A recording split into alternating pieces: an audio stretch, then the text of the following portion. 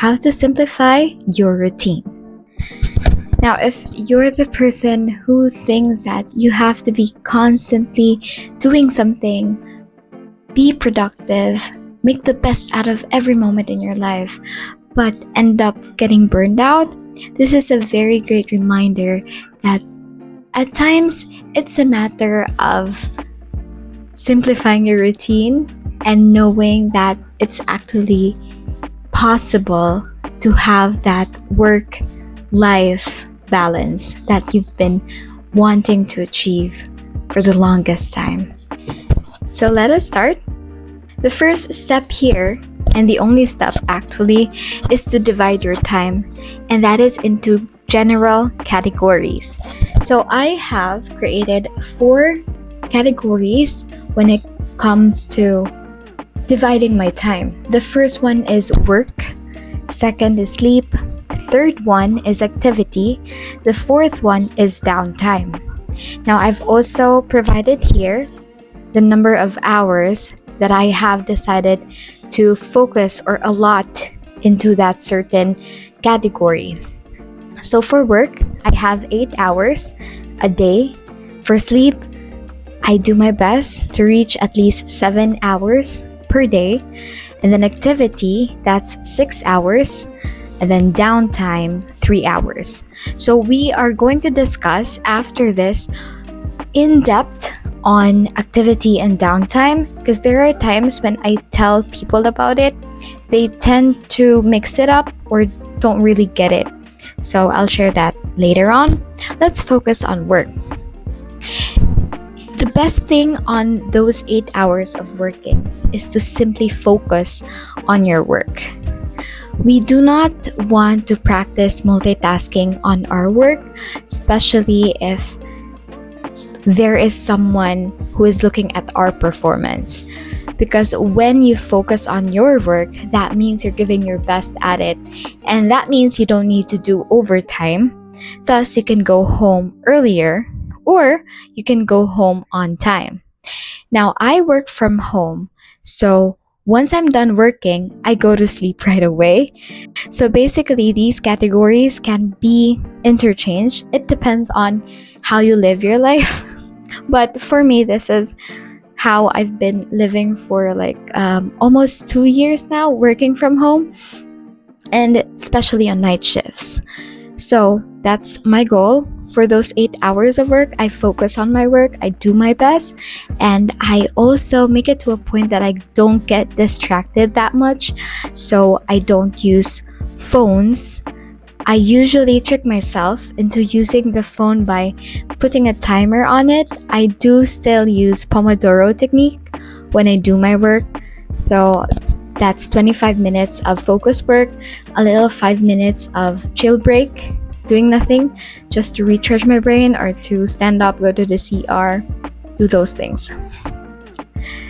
So let me also share that I have videos on Pomodoro technique, which really helps me since college until right now that I'm working from home. Next is you sleep. The best gift you can give to yourself who works hard all the time is actually sleep. It's not online shopping, it's not going out on the movies, it's not going outside, it's actually sleep. Sleep is very crucial for your health, and sleep is also important if you want to perform your best throughout the day. I have tried having 3 hours of sleep and then waking up another 3 hours of sleep, especially if you're in night shift. However, I find myself being groggy or not so attentive if I do that. So I made it to a point that I put sleep as non-negotiables for weekdays, so that's 7 hours.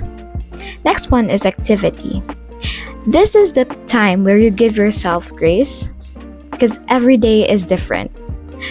But I would highly suggest that you focus on 3 or 4 tasks. We'll deep dive more on what I mean by those 3 or 4 tasks. Then we have downtime. That's 3 hours before I work again. So for downtime is you learn to relax. you simply slow down. If you want family time, you can do that. You read a book, you recharge, you bond with your husband, cuddles also. Those are the best recharge. And then this might sound funny for others, but actually doing nothing is okay and it's good for you one way or another. Just don't do much of it. So those 3 R's, I don't want to rush my body.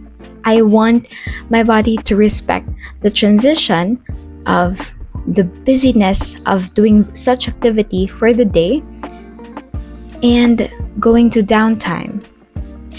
The thing here is, in these categories, you can interchange sleep and work, especially if you are working in the morning. So you start your day with sleep, you work, you do activities, and then you do a downtime, then you sleep. So that's a pattern. It depends on you, but this is how to simplify your routine. Let us explain more the difference of activity and downtime. So here, on this next slide, you'll see that I have divided, we have Monday, Tuesday, Wednesday, Thursday. These are just examples of the usual activities that I do in a week. Then again, every day is different, so I don't say that Monday is only for this, Tuesday is only for this. For your peace of mind and for your sanity, don't do that. Give yourself the flexibility of doing variations of activities. So for Monday, my husband and I focus on grocery and laundry. So we drop the laundry to the laundry shop because I cannot do laundry at home, especially with my schedule. And then we go to the wet market and grocery store to get all groceries, all done in 6 hours. Then after that, for Monday, I solely focus on reading a book. And to tell you honestly, reading a book, sometimes it's kind of pressuring for me because I'm not that much of a reader, so I can only read at least 1 chapter a day for a certain book. And then I read like manhwa or stuff that's fun. And downtime depends on you. So those 3 hours, remember you have 3 hours of downtime. It's just a transition that I want to calm myself before going to work. So for Tuesday, that's pay bills, workout, and cook meals using air fry. And I would suggest big batches of air fry meals. That it will take at least 2 or 3 days to, for everyone to eat that meal. And then on downtime, it would be better if you have devotionals, journals. At least you set aside 1 hour for that, just for your spiritual feeding, your everyday feeding, changing your perspective, aligning yourself with your goals, making sure that you're not led astray to how social media wants you to think or how social media pushes their standards to your own standard. So yeah, next is Wednesday. So for Wednesday, if we have meal prep day, I would love to focus on my 6 hours for meal prep day. But usually, if I do meal prep, I have 3 big meals and I meal prep that. And of course, there will be like, if I'm cooking chicken, then there will be chicken bones. So after meal prep, there will also be a time that I focus on my dogs. So you can feed them, wash them, and after that 6 hours of activity, simply take a bath, then do downtime. You can set aside downtime for like a massage or simply do nothing. That's it. Then we have Thursdays. Example would be setting a day in your week for a date. If you're married, you have to really prioritize 1 day a week of simple dates to take care of your relationship. You don't need to spend much money. You simply need to spend time together. Then for downtime, I do put slow workout in the category. That means can be Pilates, stretching, those type of things. So if you're also going back to dates, you can also meet with friends. Since I became married, I have to schedule meeting my friends on a monthly basis, or let's say on a quarterly basis, because when your friends are adults, you don't get to bond like you used to when you were still in college. So you have to schedule everything. Let's go to the last one. Let's just say these are quotes or mindsets that I have embraced as I practice the simplified routine. That is to learn to live at the moment. Stop worrying about the future, stop regretting about the past, and simply be present. So that's it. Because sometimes we worry so much, we regret our past decisions that we cannot enjoy our present. So that's been something that I've been learning right now in this season of my life. Next is find the balance of work and rest. You know, as a human being, having work and having rest is essential.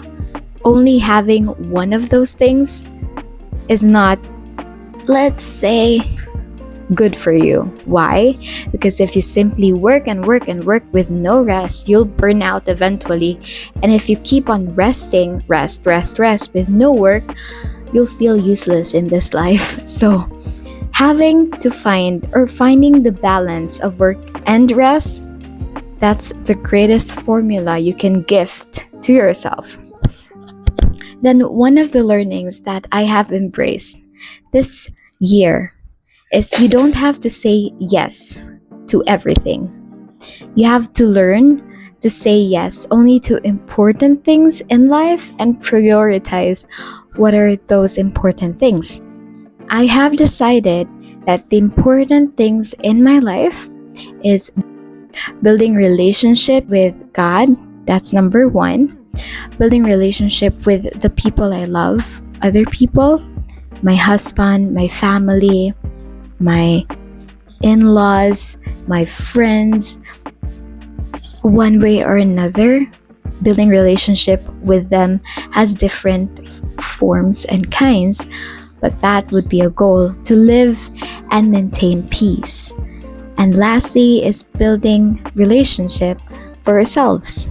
People might say it's selfish, but there are times you don't know who you really are unless you find out, unless you discover. And the best thing I can say that I've really understand my purpose in life is focusing on my number one priority, and that is building my relationship with God. So that's it. Thank you so much for watching this. I hope you get to simplify your routine, slow down, don't stress a lot, and to enjoy the present moment. If you find this video helpful for you, please do share this to your friends, and we would appreciate it if you can click on the subscribe button. That would help this channel. Thank you so much and have a great day ahead.